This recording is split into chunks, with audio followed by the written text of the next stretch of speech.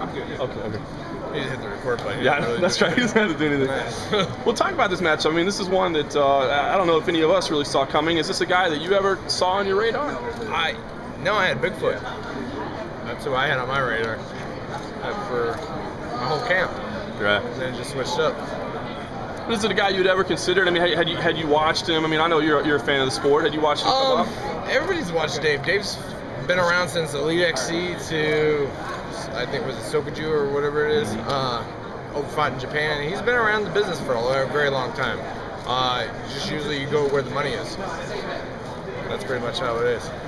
What do you think about his game and what he offers? I think a lot of people still don't really know that much about him. What do you think about him? Is he a realistic threat? No, he's definitely a realistic threat. He's the white version, the white version of John Jones. He's tall, lanky, unorthodox. You don't know what's going to expect, you know. There was one time he liked to party, so, you know, just like John Jones. Wow, he went there. It's all about timing. It's all about timing. What about, you know, he's kind of a character as well. I think, you know, it's similar to you. I think people think of you as a bit of a character as well. What do you think about his personality as a? No, I think personality is what makes our sport. I mean, how did McCorkle become, you know, a co-main event, you know, and fought Stefan Struve? It's because it's all about personality. We're in the entertainment business. As much as people like to say it's sport, it's definitely entertainment. We handle from both sides of the standpoint for the sport aspect, the entertainment aspect, and you got to have both, because we're not selling ratings. We're not going to be on TV. That's the entertainment, and you definitely.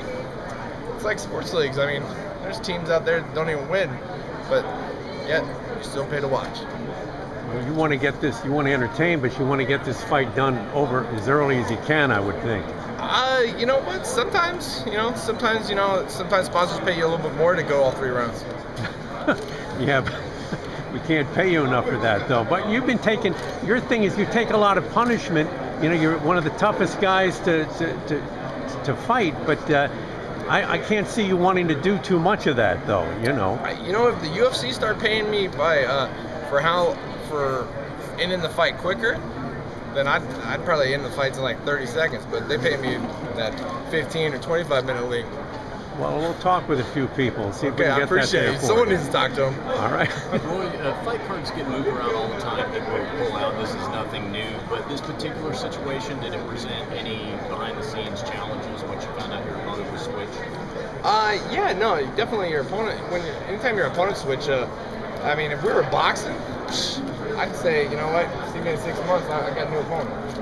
I mean, that's just how boxing rolls, and you know that's why they get paid the way they do, is because they set up the event to set themselves up to win.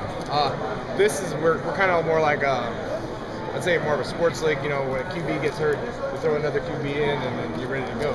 But you know, we're not in the NFL either, so you definitely have to go about different. Looking at it a little bit different, because my whole camp I had Bigfoot guys come in, you know, guys that can mimic Bigfoot. It's the first time I actually brought in people to mimic a style. Then when Gabriel got in, I got guys for Gabriel, and then I just ran out of money. So, you know, hey, that's what it is.